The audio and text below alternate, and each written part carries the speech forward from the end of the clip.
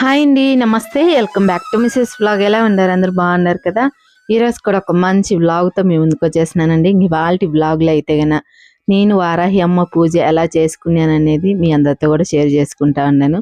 So, తప్పకుండా చూడండి ending వరకు మీకు అర్థమవుతుంది. నేను ఎలా పూజ చేసుకున్నాననేది కూడా. సో, సింపుల్‌గా అనేది చేసుకున్నానండి. నాకు వచ్చిన కాడికి నాకు తెలిసినంత వరకు అమ్మవారికి అయితే పూజ అనేది చేసుకున్నాను. సో, ఈ నవరాత్రుల్లో అమ్మవారి పూజ చేసుకోవటం వల్ల మనకు తెలియకుండా సమస్యలున్నా, తెలియకుండా శత్రువులున్నా కూడా అవన్నీ కూడా తొలగిపోయి మన కుటుంబం ఆరోగ్యాలతో ఉంటుంది. సో, చాలా మంచిదండి. నేనైతే పోయిన సంవత్సరం కూడా చేసినాను వారాహి అమ్మ పూజ అయితే ఈ ఆషాఢ మాసంలో మనకు అమావాస్య పోయిన మరుసటి రోజు పాడ్యం నుంచి శనివారం రోజు స్టార్ట్ అయినాయి కాబట్టి నేను శనివారం సాయంకాలం అనేది పూజ చేసుకున్నానండి. సో, వారాహి అమ్మ పూజ అయితే మనము రాని వాళ్ళు కూడా పూజ అనేది చేసుకోవచ్చు. మనకు మంత్రాలు కానీ లేదంటే స్తోత్రాలు కానీ రాకపోయినా ఈజీగా సింపుల్‌గా వారాహి అమ్మ పూజ అనేది చేసుకోవచ్చునండి. ఈ 9 రోజులు కూడా వారాహి అమ్మను పూజిస్తే చాలా మంచిది. సో, తప్పకుండా మీరు కూడా తెలియని వాళ్ళు ఉంటే ఈ పూజ అనేది చేసుకోండి. అంతా మంచిగా జరుగుతుంది. సో, లేట్ చేయకుండా వీడియోలోకి వెళ్ళే ముందు మన ఛానల్ ఎవరైనా ఫస్ట్ టైం చూసినట్టయితే ప్లీజ్ సబ్స్క్రైబ్ చేసుకోండి. పక్కనే ఉన్న బెల్ ఐకాన్ క్లిక్ చేసినారంటే నేను చేసే ప్రతి వీడియో మీకు నోటిఫికేషన్ అవుతుంది ఫ్రెండ్స్, మిస్ కాకుండా. అలాగే ఈ వీడియో చూసే వాళ్ళు మీకు నచ్చింది అనుకుంటే ఒక లైక్ చేసి అలాగే మన ఛానల్ షేర్ చేస్తారని అనుకుంటా ఉన్నాను. సో, లేట్ చేయకుండా వీడియో అయితే స్టార్ట్ చేసేద్దాము. సో, నేనైతే పొద్దున్నే ఉదయాన్నే అయితే అంతా కూడా ఇండ్లు ఆకలంతా శుభ్రం చేసేసుకొని అమ్మవారి ఫోటో ఉండదండి, ఫోటో ఉండదు, అలాగే విగ్రహం అయితే ఉండదు. సో, అమ్మవారి ఫోటో విగ్రహం అంతా కూడా శుభ్రంగా నీట్గా కడిగేసుకొని ఈ మాదిరిగా పసుపు కుంకుమ అనేది బొట్లు అనేది పెట్టుకుంటా ఉన్నాను. సో, ఈ మాదిరిగా మనం బొట్టు అనేది పసుపుతో కొంచెం పెద్ద బొట్టు అనేది పెట్టుకుంటే బాగుంటుంది. సో, పసుపు కుంకుమ పెట్టేసుకొని అమ్మవారికి వస్త్రం కూడా పెట్టుకోవాలా. సో, సింపుల్గా మనం వస్త్రం కూడా అమ్మవారికి పెట్టుకుంటే చాలా మంచిది. సో, మనం ఈ మాదిరిగా పొద్దున్నే కానీ లేదంటే సాయంత్రం కానీ అమ్మవారికి పూజ చేసుకుంటే చాలా మంచిదండి. సో, మనం అమ్మవారికి పూజ చేయాలనుకుంటే సో, మనం చీకటి పన్నాకనే అమ్మవారికి అనేది పూజ చేసుకుంటే చాలా మంచిది. అమ్మవారికి చీకట్లో పూజ చేస్తే చాలా ఇష్టమంట. సో, పొద్దున్నే మనకి వీలు కాలేదంటే సాయంత్రము 6 నుంచి 9 లోపల అనేది అమ్మవారి పూజ అనేది చేసేసుకోవాలా. లేదంటే పొద్దున్నే అయితే ఒక 6 లోపల మామూలుగా అమ్మవారికి పూజ చేసుకుంటే సరిపోతుంది. సో, అమ్మవారికి చీకట్లోనే అమ్మవారికి పూజ అనేది చేసి అమ్మవారికి చాలా ఇష్టమంట. నేనైతే పూజా రూమ్లోనే ఈ మాదిరిగా అమ్మవారి ఫోటో అనేది పెట్టుకున్నానండి.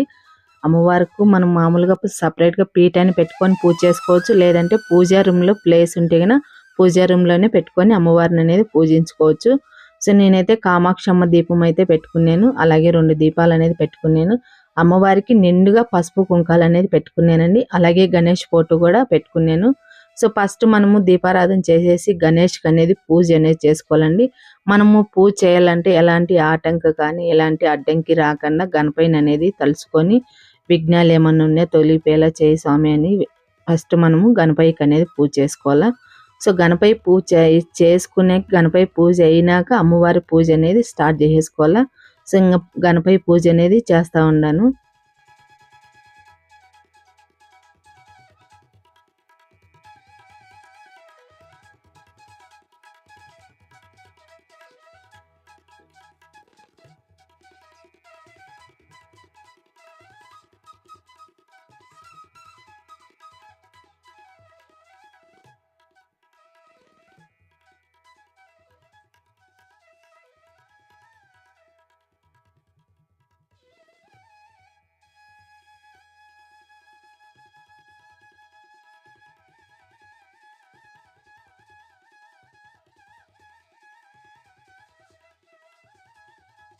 గణపతి పూజ చేసేసుకొని గణపతికి నమస్కారం చేసుకొని ఎలాంటి విఘ్నాలు జరగకుండా ఎలాంటి ఆటంకి అడ్డంకి రాకుండా కాపాడయ్యా అని గణపతిని తలుచుకొని గణపతికి నైవేద్యం అలాగే ధూపం దీపం నైవేద్యం సమర్పయామి అని నమస్కారం చేసుకొని తర్వాత మనం కప్పూర హారతి ఇచ్చేసి మనం నమస్కారం చేసుకొని తర్వాత గణపతిని అయితే కొంచెం కదిలిచ్చి మళ్ళీ యథావిధిగా అక్కడ పెట్టేసుకొని ఇంకా అమ్మవారి పూజ అనేది స్టార్ట్ చేసేసుకోవాలి. అమ్మవారికి అయితే నేను మల్లెపూలు అలాగే కనకాంబరాలు అనేది పెట్టుకున్నాను. అమ్మవారికి సువాసన అంటే చాలా ఇష్టం అని. సో, నేను ఈ మాదిరిగా రోజ్ పూలు అలాగే కనకాంబరాలు మల్లెపూలతో అయితే అమ్మవారిని ఈరోజు అయితే పూజిస్తూ ఉన్నాను. మనం అమ్మవారికి అభిషేకం అనేది చేసుకోవాలా. సో, విగ్రహం ఉంటే అభిషేకం అనేది చేసుకోవాలా. విగ్రహం లేదంటే ఓన్లీ ఫోటో పెట్టుకొని పూజ అనేది చేసుకోవచ్చునండి సింపుల్గా కూడా. సో నేను ఇక్కడైతే కనుక నా దగ్గర అమ్మవారి విగ్రహం అయితే, సో ఈసారి నేను అమ్మవారి విగ్రహం అనేది తెప్పించుకున్నానండి ఈ మాదిరిగా అభిషేకం చేసుకోవడానికి. సో ఫస్ట్ రోజు కాబట్టి నేను అమ్మవారిని అయితే అభిషేకం అనేది చేసుకుంటా ఉన్నాను. అభిషేకం కూడా మామూలు పసుపు కుంకుమతోని నేను అమ్మవారికి అనేది అభిషేకం అనేది చేసినానండి. సో ఈ మాదిరిగా మనము విగ్రహం ఉంటే గన పొద్దున్నే బ్రహ్మముహూర్తంలోనే అమ్మవారికి అభిషేకం చేసుకుంటే చాలా మంచిదంట. సో ఈ మాదిరిగా అభిషేకం అయిపోయినాక తర్వాత మనము యథావిధిగా మనం అమ్మవారి ఫోటో దగ్గరనే సో అమ్మవారి విగ్రహం కూడా అక్కడ పెట్టుకోవచ్చు. సో ఇప్పుడైతే అభిషేకం అనేది పసుపు కుంకుమతోనే చేస్తా ఉన్నాను.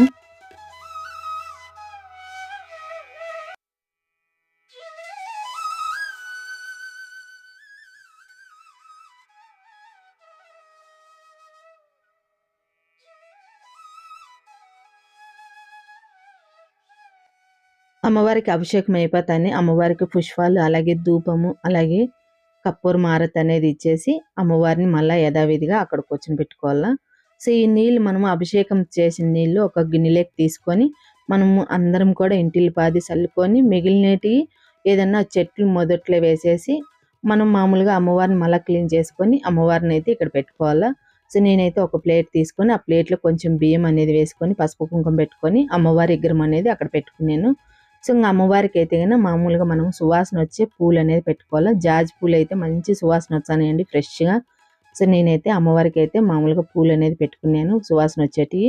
సో అమ్మవారికి మనం అక్షింతలతో మనం పూజ చేయాలి కాబట్టి అమ్మవారికి రెడ్ అక్షింతలు అంటే చాలా ఇష్టము.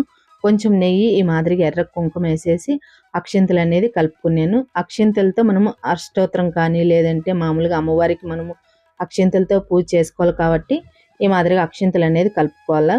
సో దీపానికి కూడా పసుపు కుంకుమ అక్షింతలు పుష్పాలు సమర్పించి దీపం కూడా నమస్కారం చేసుకోవాలండి. సో ఆ వీడియో అయితే కొంచెం మిస్ అయింది. సో ఇక్కడైతే అమ్మవారికి అయితే కానీ ఈ మాదిరిగా కొంచెం అక్షింతలు అలాగే పుష్పాలు అనేది సమర్పించుకొని అమ్మవారికి మనము సంకల్పం అనేది చెప్పుకొని అమ్మవారి పూజ అనేది స్టార్ట్ చేసుకోవాలా. అలాగే మనకి ఏదైనా కోరుకున్నా కూడా ఆ అమ్మ దగ్గర చెప్పుకొని అప్పుడు మనం పూజ అనేది స్టార్ట్ చేసేసుకోవాలా. ఇక్కడైతే జవాది పౌడర్ అయితే కొంచెం వేస్తూ ఉన్నాను. వాసన అంటే మంచి వాసన ఉండాలండి. ఎందుకంటే అమ్మవారికి సువాసన అంటే చాలా ఇష్టము. సువాసన ఉండిందంటే అమ్మవారు ఇక్కడే చిష్ట వేసుకొని కూర్చుంటుందంట, అంత మంచిదంట. సో అందుకని నేనైతే జవాది పౌడర్ ఎప్పుడే వేస్తానండి.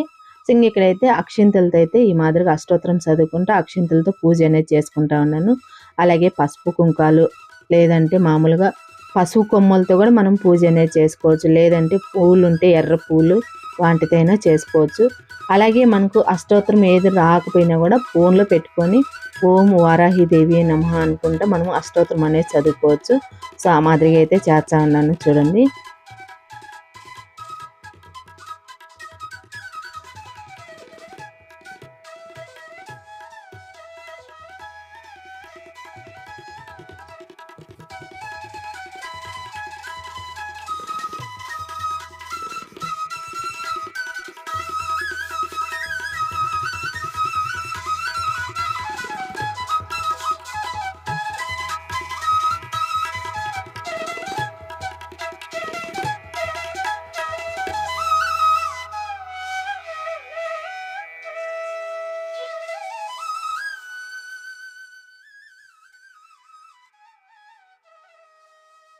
సో ఇంకా అమ్మవారికి అయితే అష్టోత్తరము అలాగే పసుపు కొమ్మలతో ఎర్ర పూలతో నేనైతే అష్టోత్తరం చదువుకుంటూ అర్చన అనేది చేసుకున్నాను. అమ్మవారికి నైవేద్యం వచ్చేసి ఈరోజు మామూలుగా దాలింబ గింజలు అలాగే పానకం అనేది సమర్పించినానండి.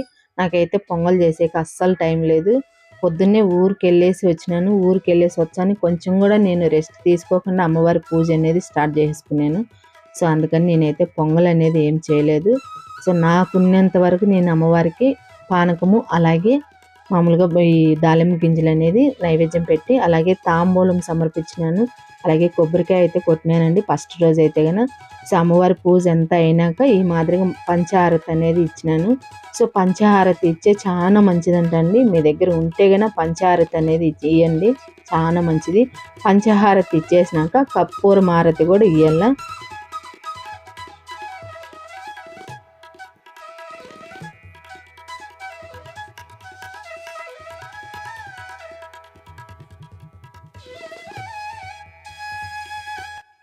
సో పూజ అంతా కూడా అయిందండి. నా పూజా విధానం అయితే ఈ మాదిరిగా చేసుకున్నాను సింపుల్గా. సో ఈ మాదిరిగా అయితే ఎవరైనా చేసుకోవచ్చునండి. రాని వాళ్ళు కూడా ఈజీగా పూజ అనేది చేసుకోవచ్చు.